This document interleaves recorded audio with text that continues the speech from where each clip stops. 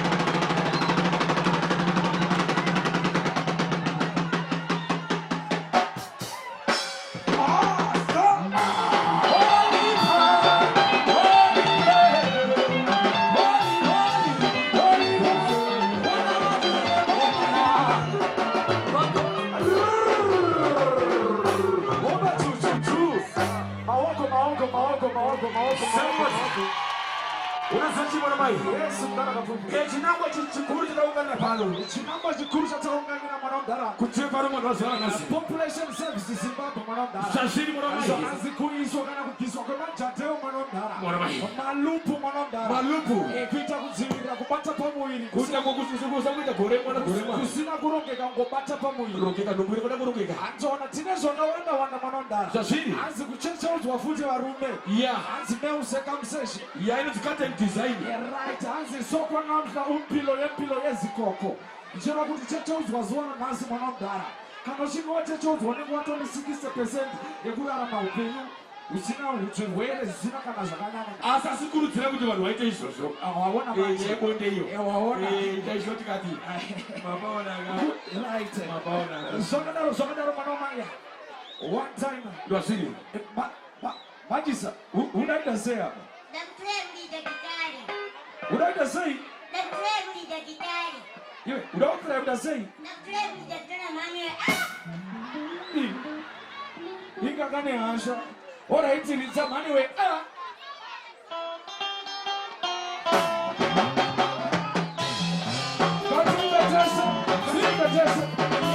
Katika Jesse.